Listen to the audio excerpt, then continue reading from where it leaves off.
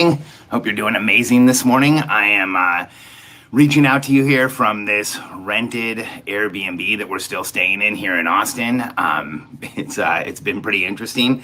I'm actually going over to my actual house later today, and wanted to check in this morning on a topic that is so challenging for entrepreneurs. It's so challenging for so many of us. See, as entrepreneurs, as entrepreneurial personality types, we get to this place in our lives, in our career, in our business, where the momentum we can create on our own just isn't enough.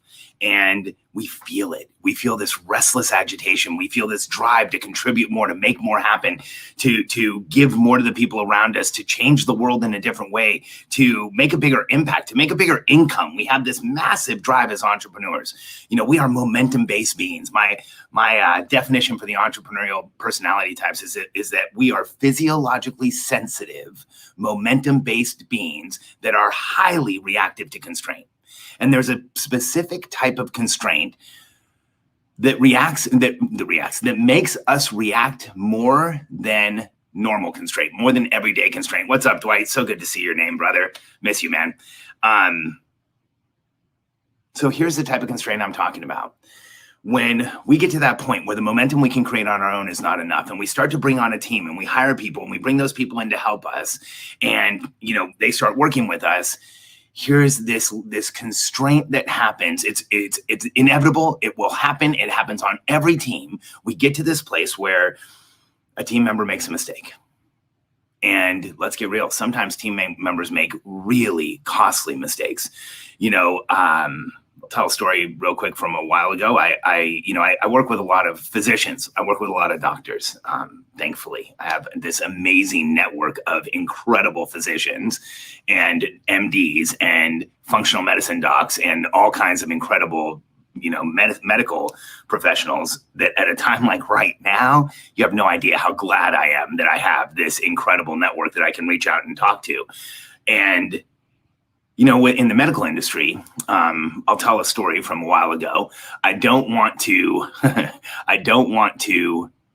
share enough detail that you can figure out who this person is, but one of my clients, amazing physician, I'm not going to share a specialty. She reached out to me probably a couple years ago, and she said, Alex, today, one of the team members, they left this patient in a room. She wasn't supposed to be there. Nobody knew where she was. She was kind of abandoned. She was there for 45 minutes. She's one of my, longtime patients. And I just lost it. I exploded. I yelled at everybody. And and then my office manager came in and she told me that everybody was really upset and that one person was thinking about quitting. And she didn't know how to get it back together. She didn't know what to do next. And I want to tell you something. I want you to understand something. I empathize. There was a time in business when I was younger where when I ran businesses and somebody made a mistake, I would explode. There was a time in business. I mean, I'm ashamed to say this, but I want to share just how challenging the entrepreneurial culture is towards this. There was a time in business when a team member made a mistake, I would explode. And then I would reminisce about it with my other entrepreneur friends. I'd be like, yeah, let him have it. I was so frustrated. I was so angry. I actually was in that place of righteous anger. Self-righteous anger it's like my kryptonite. It's when I get self-righteous, when I think that I'm right, when I'm convinced that I'm right, that's when I make the most mistakes in the world. And I think that happens to all of us as entrepreneurs. We get to this place where it's you made a mistake, self-righteous anger, I can unload on you. And here's what happens when we do that. It's so consistent. And here's how I know it's consistent. I haven't just watched my own teams for the last few decades. I've watched hundreds of teams that I've worked with, that I've coached, that I've worked with the CEO, that I've worked with the operator. We've done executive programs, we've done training programs, planning programs. When I say hundreds, it's probably thousands. And when there's an incident like this where a CEO or the person in charge or the physician in charge blows up on a team, oftentimes here's what happens. First, you get massive withholding from the team. The team withholds, they stop contributing, they're scared to contribute, they pull back, they recoil from being yelled at and from being punished and from being chastised. And then the second thing that happens on a team is the anxiety, the pressure, whatever pressure they were feeling before the big blow up, it's now exacerbated, it's now much higher. And when you put massive pressure on people, you don't normally get a great outcome. There's a lot of mythology in business about massive pressure creates these awesome outcomes. Well, those stories have become myths, because most of the time when you put massive pressure on people and you want them to do something too fast and take shortcuts and make things happen, things don't really work out. And then the third thing that happens is that often team members, when they're blown up at, you break trust because you trigger their childhood experience. And I can't say enough about understanding our inner child and childhood experiences in business. You know, I joke sometimes with people that we're all adults running around with a little kid inside controlling our bodies and trying to make their way in the world. And oftentimes that's how it is. And when we blow up at our team, we trigger every single memory, every single reaction that they've had of somebody yelling at them. And oftentimes you have people on your team that were yelled at as children or were treated unfairly when they were younger. And we trigger all of that stuff, and that breaks trust. Whether you like it or not, when you're in a leadership position, you take on that paternal or maternal figure position. And if you're yelling and screaming at your team, you just push them away. You shut them down. You deactivate their talents. And so here's another strategy. And it's not easy. In fact, it takes a tremendous amount of trust, and it takes a tremendous amount of patience. You ready for this? The strategy is when your team makes a mistake, you protect them. I've told this story before. I think I've even told it on the podcast, but it's like the best example I can remember of this.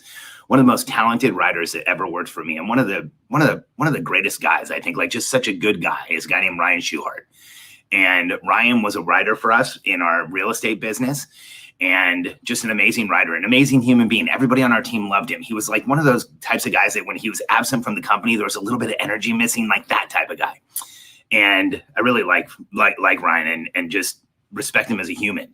And there was this day where our CTO, Travis Brodeen, walked into my office, and I thought like he had seen somebody get injured or something. His face was like white. And I'm like, Travis, what happened? What's going on? Are you okay? And he said, Ryan just sent an email to our entire database, a blank email. And I'm like, okay, so that's cool. What's the issue? And he goes, no, Alex, he sent a blank email to our entire database, and the only thing in it was the unsubscribe link, because that auto populates. I was like, holy crap.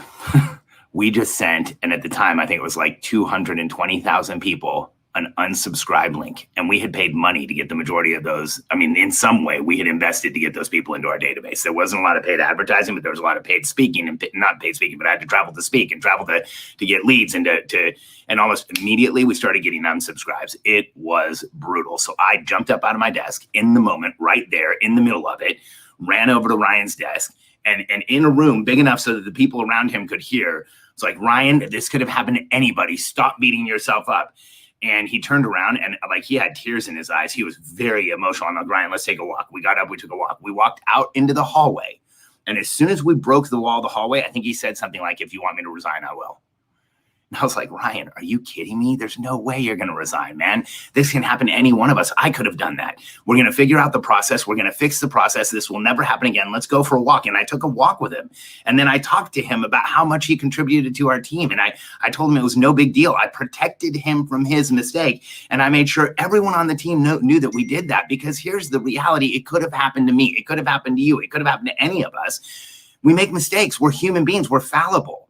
And when we fall down, when we have a challenge, that's when we need the most help. Can you imagine if we treated children the way we treat our team members? It's like baby gets up and tries to walk, falls down. Oh, crap, fire him. Let's get another one. It's a radical exaggeration, but it's kind of true, right? And so if you have a team member you respect, if you have a team member you appreciate, if you have a team member that shows up for you when they make a mistake, show up for them. Let them know they're okay. Let them know that we're human. Let them know you still believe in them. Let them know you still trust them. And here's what happens. Rather than trigger all of those childhood memories that every one of us has. Every one of us has a childhood memory of some adult looking down on us, degrading us, telling us things that made us feel bad. I mean, if you don't have that, it's probably because you repressed the memories. Let's get real. And so we all have that memory. But check out this dynamic. If you switch the dynamic, and when your team member makes a mistake, you go talk to them and protect them and let them know that you care about them. Think about how different that is. You know, I first read this when I was younger, and I think it was, who was it that did this? I first read about a story like this when I was younger, and I can't remember who the famous entrepreneur was. I think it was Andrew Carnegie. Andrew Carnegie had somebody working on his trading floor who in a day lost $1 million. Can you imagine losing $1 million way back when it was worth way more?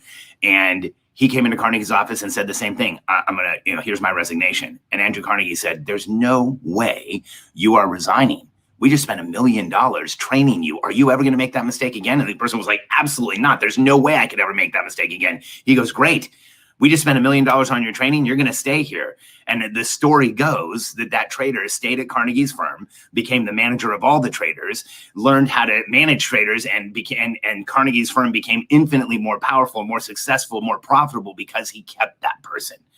Now, there's probably some embellishment in that story, but the point is, when your team makes a mistake, protect them. When a team makes a mistake, they're not likely to do it again. When a team member makes a mistake, they've learned a massive lesson, and then you can help reinforce that lesson by protecting them, by talking to them, by talking through it with them, and holding yourself back from reacting so that you become that benevolent leader they've always looked for their whole life. This will change your dynamic on your team. It will change how people react to mistakes. It will stop withholding and hiding of mistakes so that you know what's going on and you can move your company forward.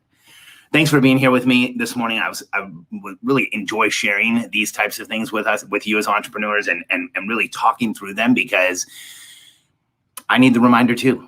I need the reminder too, to be vigilant, to always be protecting my team and supporting my team and moving them forward in a way that develops them as human beings, increases their confidence, and makes them feel better about what they're doing. You can too. If you want more information on how to grow a team, grow an empire, build your business without having to do it all yourself, we'd love to help you. You can go to billionairecode.com, download the Billionaire Code. It's the 9 levels that it takes to go from 0 to $100 million in your business. It's a matrix that will reveal to you where you are and where you should be focused. And if you'd like, you can also sign up for a call with my team. Go to billionairecode.com. We look forward to seeing you there. And remember, protect your team from your mistakes, increase trust, increase progress in your company, and you will even increase your momentum.